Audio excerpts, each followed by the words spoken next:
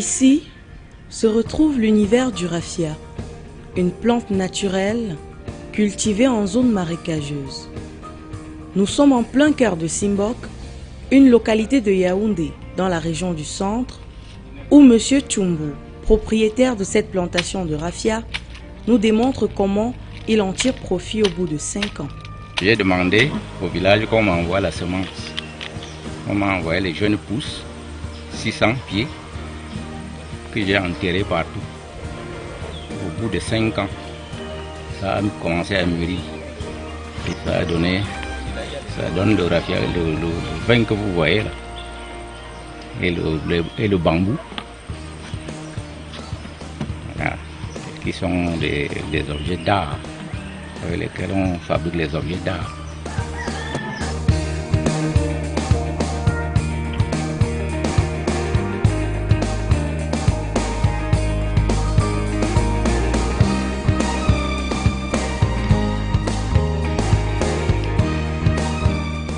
Au-delà de son utilisation dans le domaine culinaire, à savoir l'extraction du vin de raffia et du sagou, une matière qui, une fois râpée, donne une farine alimentaire riche en amidon. Cette espèce protégée de Baganté, à l'ouest du Cameroun, devient quasi incontournable au quotidien.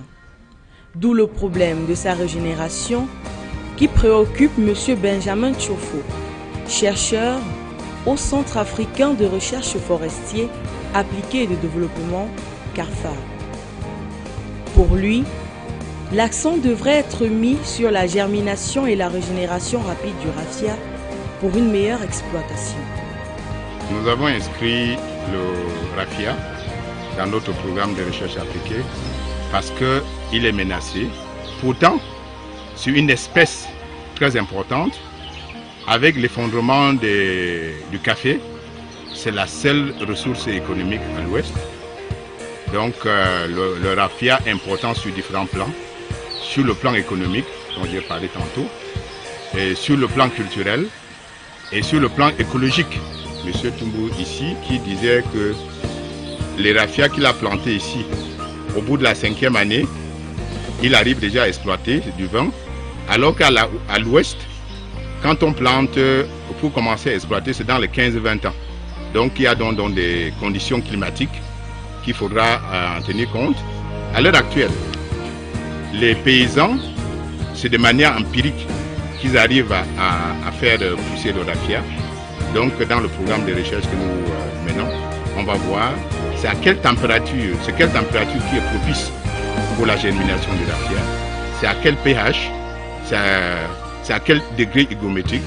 Donc c'est tout cela que nous allons examiner dans notre programme. Et déjà avec les premières recherches que nous avons commencées, nous avons constaté que quand on met des graines, encore avec les téguments, ça raccourcit la période de germination. Donc dans notre programme de recherche, c'est de voir comment raccourcir davantage. Est-ce qu'au bout de 4 mois, est-ce qu'au bout de 6 mois, on pourrait faire régénérer le raffia? Issue des feuilles de palmier à raffia, cette fibre végétale solide est utilisée de multiples manières. Elle sert au tressage d'objets traditionnels de décoration, comme de petits animaux, à l'instar des crocodiles, girafes, tortues, éléphants, caméléons et plus encore. Mais aussi de paniers, de sets de table, de nattes, des sandales, des tombes, des boîtes et des chapeaux. Ces feuilles sont aussi utilisées en couverture de toiture, offrant ainsi une bonne épaisseur qui assure l'isolation et l'étanchéité. Selon les paysans, sous un toit de raffia, l'on ne ressent pas tomber la pluie. Il distille également un climat de fraîcheur dans la maison. Tissé, brodé, ce tissu africain traditionnel de luxe, original et atypique, est par ailleurs porté comme un pain traditionnel dans des pays africains. En plus du Cameroun, l'on compte le Gabon, le Congo, Madagascar, Nigeria et au Libéria aux côtés du golfe de Guinée. Ces pains sont parfois colorés par des stylistes pour leur donner plus d'éclat. D'autres accessoires sont ainsi ajoutés en l'occurrence des coris pour leur donner plus d'allure.